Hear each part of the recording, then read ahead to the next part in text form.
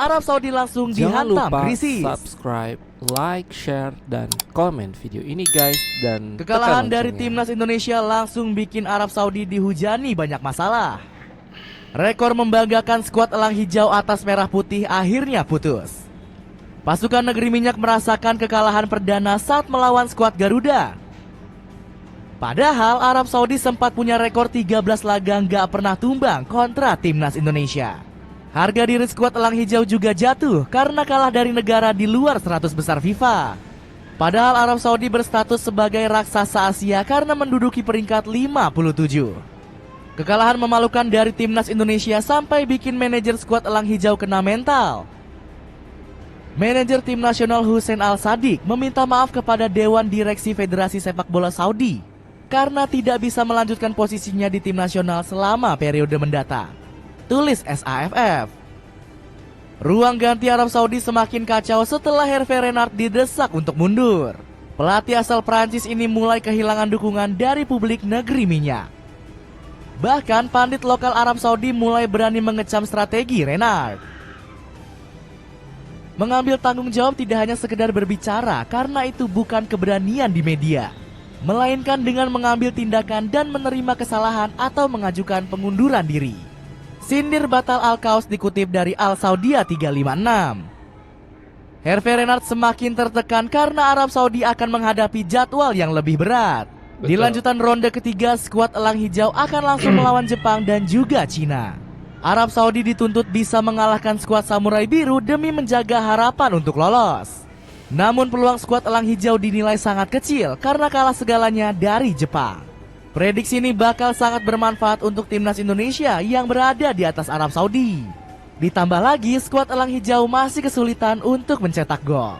Pasukan negeri minyak menjadi tim yang paling sedikit mencetak gol di grup C. Arab Saudi baru mengemas 3 gol dari 6 pertandingan di ronde ketiga. Firas Al-Buraikan yang diharapkan menjadi sumber gol justru tampil melempem. Rekan setim Riyad Mahrez ini masih belum mencetak satupun gol di ronde ketiga.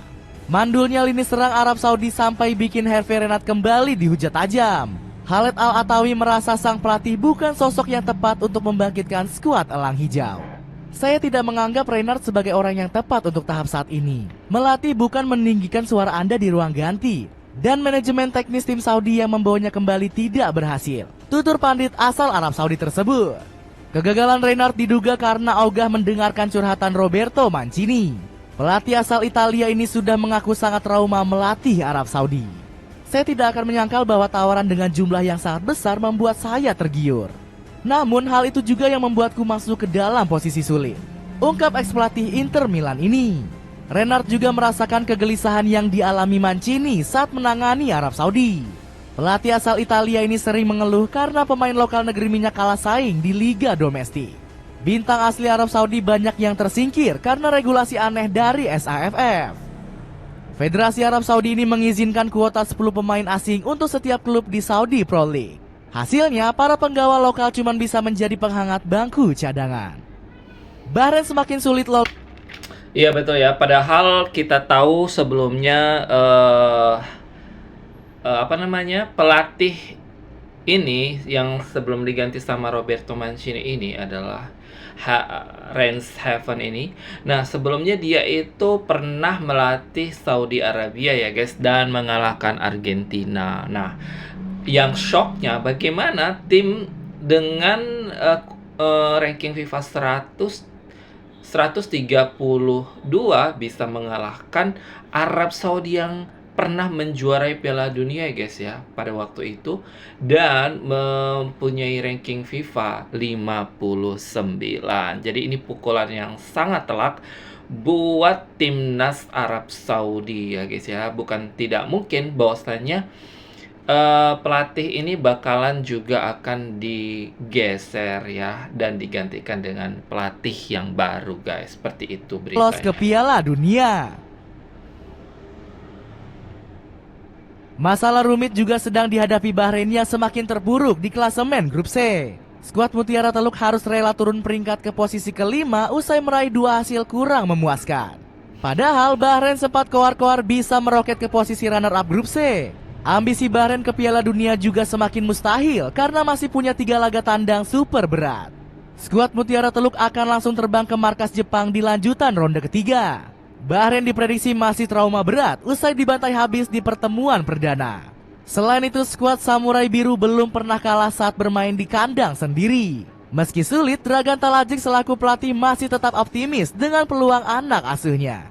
Pelatih asal Kroasia ini tetap percaya Bahrain bisa menembus Piala Dunia 2026. Setiap pertandingan akan semakin sulit karena selisih poinnya tipis. Kami akan terus berjuang. Insya Allah dengan dukungan supporter kami akan mencapai target lolos ke Piala Dunia. Tegas Talajic. Namun ambisi berat sang pelatih bakal dijegal amarah balas dendam supporter Garuda. Bahrain sudah ditunggu keramahan fans tanah air di Gelora Bung Karno. Pasukan merah ternyata masih ketakutan untuk datang ke kandang skuad Garuda. Bahkan Ibrahim Lutfala dikabarkan tiba-tiba nggak ingin ikut bertandang ke Gelora Bung Karno. Kiper 32 tahun ini diduga masih kecewa karena gagal bermain di tempat yang netral.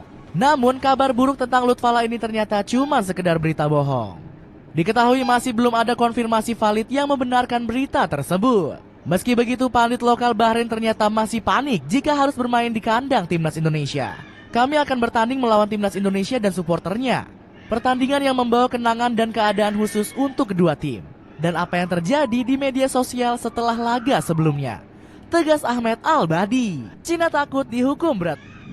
Oke, memang diprediksi bahwasannya Bahrain masih berusaha untuk mencari tempat netral ya guys, karena perseteruan kemarin ya, yang dimana media sosialnya itu diserbu oleh netizen Indonesia, dan ini menjadi berkepanjangan ya guys ya, dan terus berkepanjangan. Nah, sebenarnya kita udah move on nih ya Indonesia ya, tapi Bahrain sepertinya mencari-cari terus alasan ya guys ya. Tenang aja deh, kita bakalan layani Bahrain ya dengan pelayanan yang terbaik, sama seperti tamu-tamu sebelumnya seperti Jepang dan Arab Saudi ya. Tidak ada satu intimidasi pun yang kita lakukan, bahkan kita berusaha untuk memberikan senyuman dan pelayanan yang terbaik. FIFA. Seperti itu.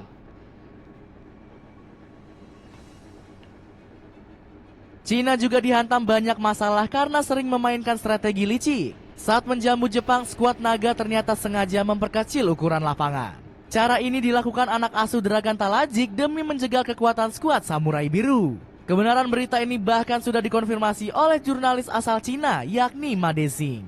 Saat berbincang di Dubai, staf timnas Cina mengatakan mereka akan punya peluang melawan Jepang.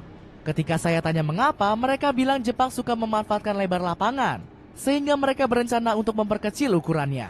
Ujar Ma Dexing dikutip media Sohu. Strategi licik Cina ini terbukti berhasil karena Jepang kesulitan tampil maksimal. Skuad Samurai Biru hanya berhasil menang 1-3 di kandang pasukan negeri tirai bambu. Padahal Jepang berhasil menang bantai 5-0 kontra Cina di pertemuan perdana. Taktik licik skuad naga ini bahkan sampai dikomentari oleh media lokal Vietnam. CFA atau Federasi Sepak Bola Cina ini dinilai gak mematuhi lapangan standar FIFA. Jelang menghadapi Jepang, Cina mengurangi kelebaran lapangan di Stadion Xiamen Egret. Lebar lapangan dipangkas lebih kecil dari rekomendasi FIFA, yakni 68 meter. Tulis VN Express. Namun, media Vietnam juga menyorot strategi ini sukses meredam ganasnya para winger Jepang. Jepang yang bermain dengan formasi 3-4-3 sangat bergantung dengan pemain yang cepat dan punya teknik tinggi. Ya, menurut aku yang paling tidak tidak sportif dalam grup C ini adalah tim Cina ya guys. Banyak sekali melakukan pelanggaran, di mana banyak sekali intimidasi yang mereka lakukan terhadap timnas dari negara lainnya di grup C ini guys. Seperti Indonesia sendiri juga pernah ya guys ya mendapatkan perlakuan yang tidak mengenakan ya, yaitu di mana kita diintimidasi dan disuruh menurunkan spanduk untuk support negara kita. Bahkan kalau negara-negara lain bertandang ke Indonesia, mau mereka memasang spanduk seberapa besar pun kita sih nggak ada masalah ya guys ya. Tapi memang lain dengan Cina ini guys. Sampai-sampai, dan mudah-mudahan aja ya FIFA juga memberikan sanksi atas pelanggaran-pelanggaran yang mereka lakukan, terutama pada pihak Jepang ya, yang banyak sekali pelanggaran yang mereka lakukan. Oke, sampai di sini aja guys dulu video kali ini. Jangan lupa like, share, dan komen video ini guys. Jangan lupa di subscribe dan tekan loncengnya.